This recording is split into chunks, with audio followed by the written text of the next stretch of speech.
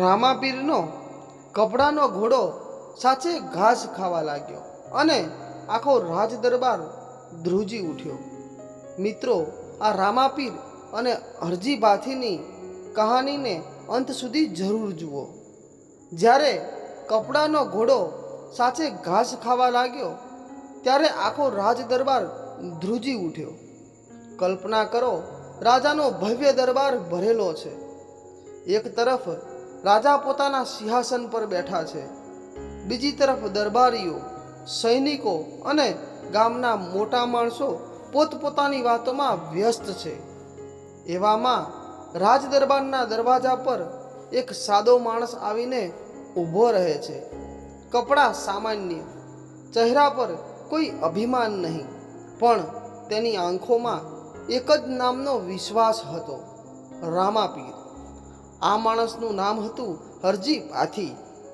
લોક પ્રચલિત માન્યતા મુજબ હરજી ભાથી રામાપીરના પરમ ભક્ત હતા. તેમની પાસે ન મોટો ધન સંપત્તિનો ગર્વ હતો, ન કોઈ રાજકીય ઓળખાણ. તેમની પાસે જો કંઈ સૌથી મોટું હતું તો એ હતી રામાપીર પ્રત્યેની અડગ ભક્તિ. પરંતુ એ દિવસે હરજી ભાથીને ખબર નહોતી કે રાજ દરબારમાં તેમનો વિશ્વાસ જ પરીક્ષામાં મૂકવાનો હતો. રાજ દરબારમાં હરજી ભાથીનું આગમન થયું. એક દિવસ હરજી ભાથી કોઈ મહત્વનો સંદેશ લઈને રાજ દરબારમાં પહોંચ્યા. દરબાર ખૂબ જ ભવ્ય હતો.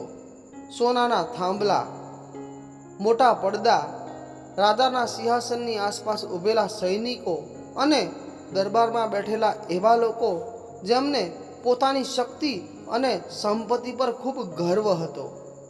હરજી ભાથીએ રાજાને વંદન કર્યું.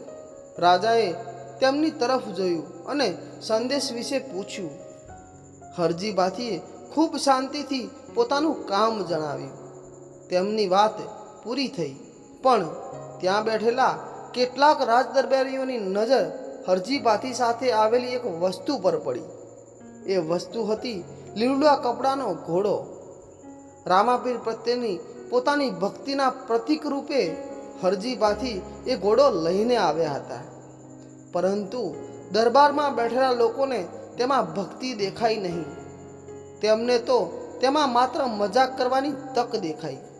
એક દરબારી હસ્યો, પછી બીજો હસ્યો અને થોડી જ વારમાં આખા દરબારમાં હાસ્યના અવાજ ગુંજી ઉઠ્યા. આ શું છે? કપડાનો ઘોડો? અને આને લઈને તમે ભગવાનની ભક્તિ કરો છો? કોઈએ મજાક કરતા કહ્યું. હરજી ભાથી, જો તમારો રામાપીર સાચો છે તો આ કપડાનો ઘોડો જીવતો કેમ નથી થતો? દરબારમાં ફરી હાસ્ય ફાટી નીકળ્યું. હરજી ભાથીની આંખોમાં આંસુ આવી ગયા. હરજી ભાથીએ કોઈ જવાબ આપ્યો નહીં. તેમણે માત્ર પોતાના રામાપીરને યાદ કર્યા. તેમના મનમાં એક જ વિચાર હતો, મારી મજાક કરો તો હું સહન કરી શકું, પરંતુ મારા પરમ ધણીની મજાક હું કેવી રીતે સહન કરું?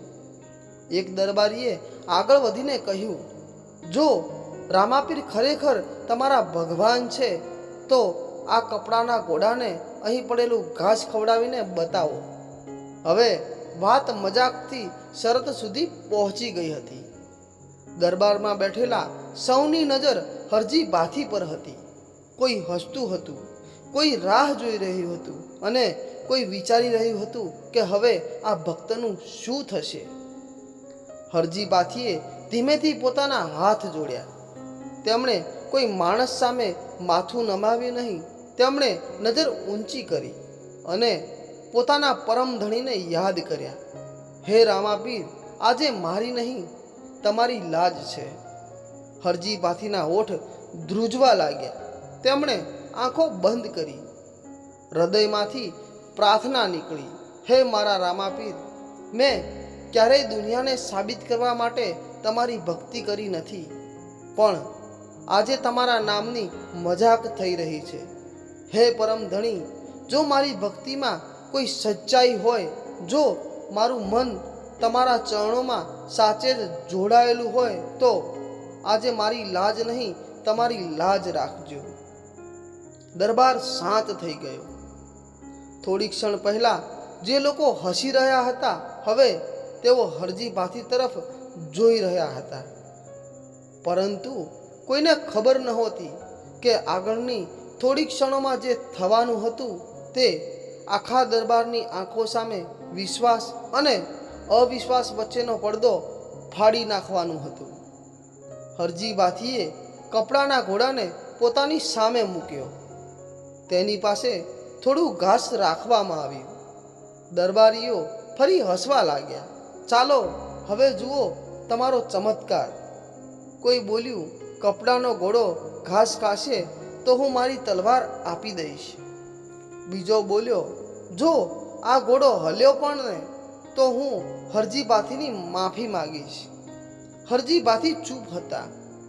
તેમની આંખો હજુ બંધ હતી. તેમના હોઠ પર માત્ર એક જ નામ હતું, રામાપીર, રામાપીર, રામાપીર. અને પછી અચાનક કોઈએ ખૂબ ધીમો અવાજ સાંભળ્યો, ચર. દરબારમાં બેઠેલા એક માણસે વિચાર્યું કે કદાચ કપડું હલ્યું હશે, પણ પછી ફરી અવાજ આવ્યો. આ અવાજ થોડો સ્પષ્ટ હતો. કપડાના ઘોડાનું માથું ધીમે ધીમે ઊંચું થયું. દરબારમાં બેઠેલા લોકોના ચહેરા પરથી હાસ્ય ગાયબ થઈ ગયું. કોઈએ પોતાની આંખો ઘસીને ફરી જોયું. ઘોડાએ એક પગ હલાવ્યો, પછી બીજો, અને પછી એ ઘાસ તરફ આગળ વધ્યો. જે ઘોડો કપડાનો હતો તે ઘાસ ખાવા લાગ્યો. દરબારમાં સન્નાટો છવાઈ ગયો. થોડી ક્ષણ પહેલા જે લોકો હસી રહ્યા હતા, હવે તેમની આંખો ફાટી ગઈ હતી. કપડાનો ઘોડો ઘાસની પાસે ગયો અને સૌની સામે તે ઘાસ ખાવા લાગ્યો. એક કોળિયો, બીજો કોળિયો, પછી આખું ઘાસ ખાઈ ગયો. કોઈના મોઢામાંથી શબ્દ નીકળ્યો નહીં. એક દરબારી ધ્રુજતા અવાજે બોલ્યો, આ કેવી રીતે શક્ય છે? બીજો બોલ્યો, આ તો અશક્ય છે. રાજા પણ પોતાના સિંહાસન પરથી ઊભા થઈ ગયા. તેમણે પોતાની આંખો સામેનું દ્રશ્ય ફરી જોયું. હરજી ભાથી હજુ પણ શાંત ઊભા હતા. તેમણે કોઈ તરફ જોઈને ગર્વ કર્યો નહીં. તેમણે માત્ર હાથ જોડ્યા અને ધીમેથી કહ્યું, રામાપીરની કૃપા છે. પરંતુ ચમત્કાર અહીં પૂરો થયો નહોતો.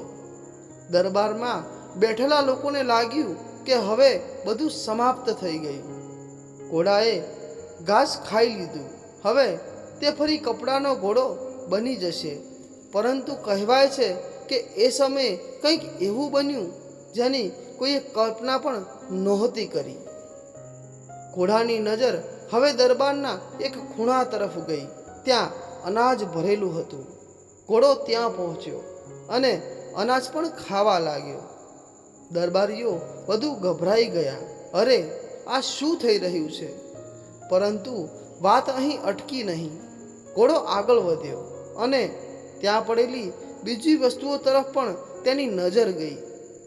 દરબારના ખજાનાની વસ્તુઓ, સોનાના દાગીના, ચાંદીના ઘરેણાં, અનાજ, જે કંઈ તેની સામે આવ્યું તે જાણે બધું જ ગળી જવા લાગ્યું. હવે દરબારમાં હાસ્ય નહોતું. હવે ત્યાં માત્ર ભય હતો. રાજાને પોતાની ભૂલ સમજાઈ. રાજા સિંહાસન પરથી નીચે ઉતર્યા. તેમના ચહેરા પર ગર્વ નહોતો. તેમના ચહેરા પર આશ્ચર્ય હતું અને સાથે એક ઊંડો પસ્તાવો પણ. જે ભક્તની મજાક થોડા સમય પહેલા તેમના દરબારમાં થઈ હતી, એ જ ભક્તની સામે હવે આખો દરબાર નિર્વાક ઊભો હતો. રાજા ધીમે ધીમે હરજી ભાથી પાસે આવ્યા અને પછી રાજાએ હરજી ભાથીના પગે માથું નમાવ્યું. દરબારમાં બેઠેલા સૌ લોકો આ દ્રશ્ય જોઈ રહ્યા હતા. રાજાએ કહ્યું, હરજી ભાથી, અમારી ભૂલ થઈ ગઈ. અમે તમારા રામાપીરની ભક્તિની મજાક કરી. અમે તમારા વિશ્વાસને નબળો સમજ્યો. અમને માફ કરો. હરજી ભાથીએ રાજાને ઊભા કર્યા. તેમણે કહ્યું, મહારાજ, માફી મારી પાસે નહીં, મારા રામાપીર પાસે માંગો. રાજાએ તરત જ હાથ જોડ્યા. આ આખા પ્રસંગમાં સૌથી મોટી વાત ચમત્કાર નહોતી. સૌથી મોટી વાત હતી હરજીભાથીનો વિશ્વાસ. જ્યારે લોકો હસ્યા ત્યારે તેમણે ઝઘડો કર્યો નહીં. જ્યારે તેમની ભક્તિની મજાક થઈ ત્યારે તેમણે કોઈને અપશબ્દ કહ્યા નહીં.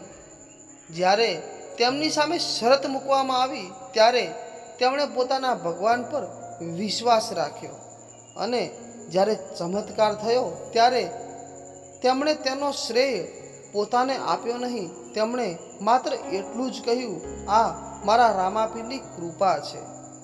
કહેવાય છે કે સાચી ભક્તિ એ નથી કે માણસ દુનિયાને પોતાના ભગવાનનું અસ્તિત્વ સાબિત કરતો ફરે.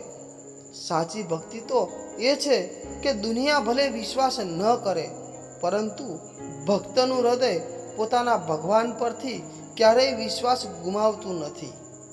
પરંતુ વિચારવા જેવી વાત એ છે, જો હરજીભાથીએ એ દિવસે લોકોની મજાકથી ડરીને પોતાના રામાપીર પરનો વિશ્વાસ છોડી દીધો હોત તો કદાચ એ ચમત્કાર ક્યારેય થયો ન હોત. આ કથા આપણને એક વાત શીખવે છે, વિશ્વાસની પરીક્ષા આવે ત્યારે ભગવાનને સાબિત કરવાની ઉતાવળ ન કરવી. પોતાના વિશ્વાસને સાચવી રાખવો, કારણ કે સમય આવે ત્યારે જવાબ માણસ નથી આપતો, જવાબ તો ભગવાન પોતે આપે છે. અને હરજીભાથીના જીવનનો આ પ્રસંગ જાણે એ જ કહી જાય છે, ભક્ત સાચો હોય તો ભગવાનને ભક્તની લાજ રાખવી જ પડે. બોલો જય રામાપીર. આવા ધાર્મિક વિડીયો જોવા માટે આ વિડીયોને લાઈક કરો અને અમારી ચેનલને સબસ્ક્રાઈબ કરો. આભાર મિત્રો. જય રામદેવ પીર. કોમેન્ટ બોક્સમાં બાબા જય રામદેવ પીર જરૂરથી લખજો.